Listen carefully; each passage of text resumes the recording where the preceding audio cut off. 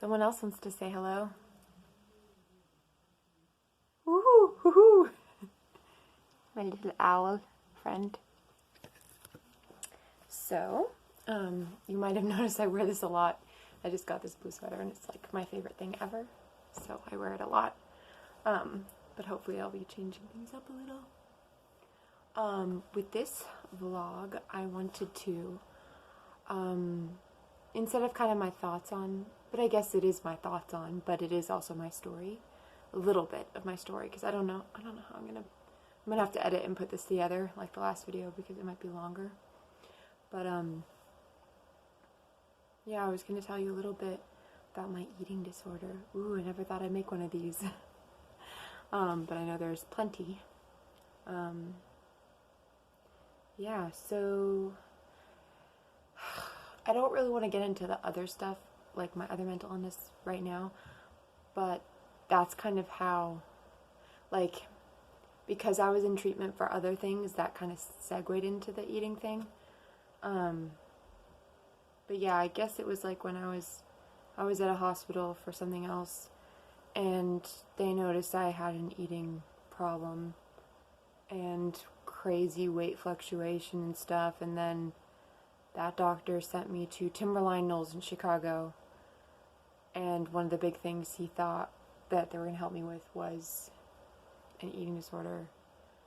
Then when I got back, I went there from like September, October, like for a month, and then I got back in like November, and then started at this Center for Discovery in Connecticut in Greenwich, an outpatient program, but I was still really restricting, even though I was at a pretty normal weight. I guess I'll put a trigger warning, or just say trigger warning. I mean, I'm going to talk about numbers and stuff, but I'm 5'9", so I'm pretty tall, and normal weight was like 145, but I really wanted to get to like 115. And when I was in high school, like, I always was like around 118, 120, so I was like pretty thin. Like 125 is like the lowest weight apparently.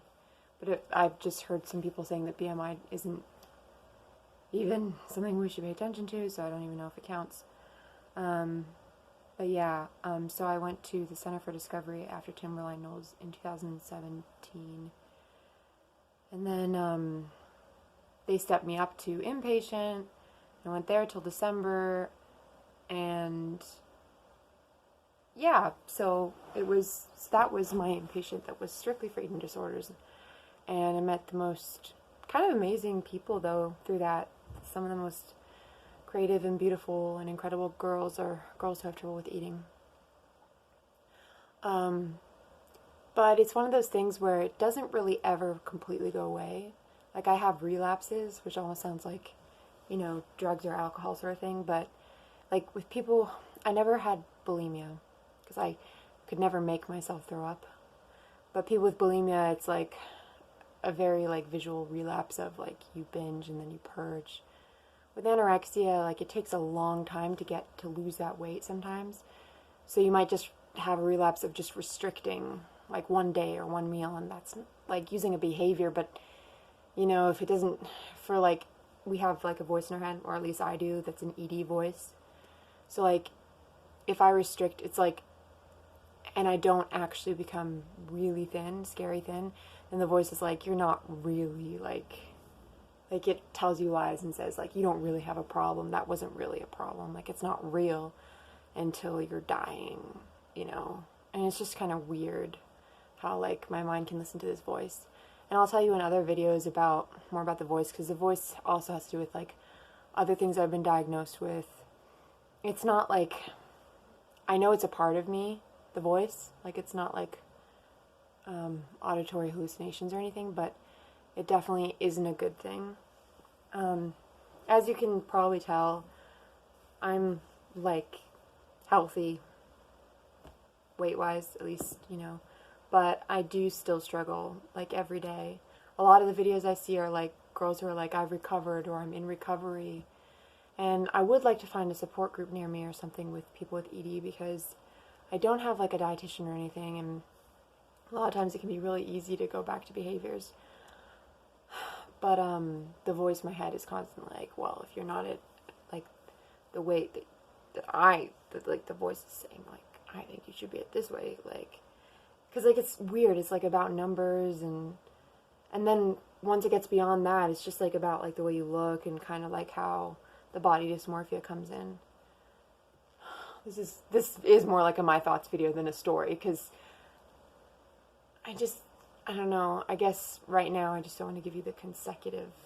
Maybe sometime I'll do that. Like the chronological, like consecutive things that happened that led me to recovery. Anyway, but I wanted to at least put this out there so that if you guys had any questions, you could ask me in the comments. And then I could let you know, like, about specifics, you know, like what behaviors I use. I'm willing to talk about that. I'll put a trigger warning. One of the ones that I struggle with constantly, it's really weird, but anyone who's struggled with anorexia will know, is like chewing and spitting.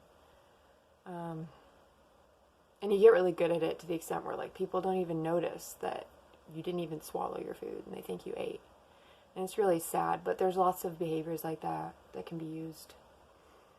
And yeah, like I said, I'm not going to sit here and be like, oh yeah, I'm like completely free. This was in the past, because I still struggle with it. In fact, right now I struggle with it like more than ever. So I've been going through some stuff and it just comes back. Anyway, I thought I'd post this. So